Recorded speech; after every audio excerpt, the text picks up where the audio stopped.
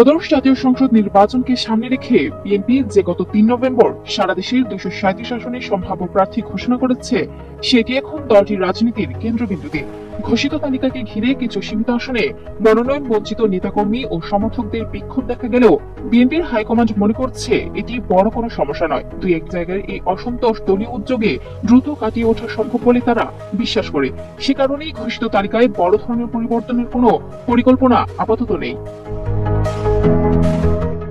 এবারের নির্বাচনের নতুন চ্যালেঞ্জ তৈরি করেছে সংশোধিত গণপ্রতিনিধিত্ব আদেশ আরপিও। জোট শরিকদের নিজস্ব দলের প্রতীকে ভোট করা এই নতুন বিধান বিএনপিকে ভাবাচ্ছে। ফলে শরিকদের সঙ্গে আসন বন্টনের আলোচনায় প্রতিদ্বন্দ্বী দলগুলোর অবস্থানের পাশাপাশি এই বিধানকেও অত্যন্ত গুরুত্ব দিয়ে বিবেচনা করছে দলটি।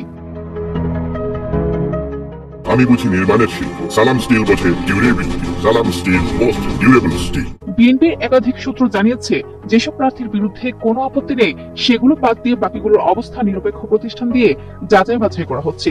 বিশ্লেষণ শেষে পরিস্থিতি অনুযায়ী ঘোষিত প্রাথমিক তালিকায় সামান্য পরিবর্তন হতে পারে, তবে সেটি হবে খুবই সীমিত। জানা গেছে, বিএনপির ফাঁকা রাখা ৬৩ আসনের মধ্যে বেশ কয়েকটি নিজেদের দলীয় প্রার্থীদের জন্য রেখেছে। একাদশ সংসদ নির্বাচনে শরিকদের জন্য ৫৯টি আসন ছাড়লেও এবার শরিকদের জন্য প্রায় ২৫ থেকে ৩০টি আসন দেওয়ার চিন্তা করছে বিএনপি। বিজয়ের সম্ভাবনা বিবেচনায় ঢাকা সহ বিভিন্ন জায়গায় শরিকদের জন্য আসন ছাড়তে পারে দলটি। আর জোটের আকার বড় হলে আসন ছাড়ের পরিমাণ কিছুটা বাড়তেও পারে। জোটবদ্ধ রাজনীতির প্রক্রিয়ার অংশ হিসেবেই যুগপৎ আন্দোলনের অধিকাংশ শরিক ইতোমধ্যেই বিএনপির কাছে ১০৩ জনের প্রার্থী তালিকা জমা দিয়েছে। প্রার্থী তালিকা জমা না দিলেও গণতন্ত্র মঞ্চের সঙ্গে বিএনপির আলোচনা চলছে, যেখানে ৬ দলের এই জোট প্রায় অর্ধশত আসনের সমঝোতা আশা করছে। শরিকদের জমা দেওয়া তালিকা থেকে বিএনপি একটি শর্ট লিস্টও তৈরি করেছে। তবে নতুন দল জাতীয় নাগরিক পার্টি এনসিপির সঙ্গে আসন সমঝোতা নিয়ে বিএনপির ভেতরে অনীহা সুর শোনা যাচ্ছে।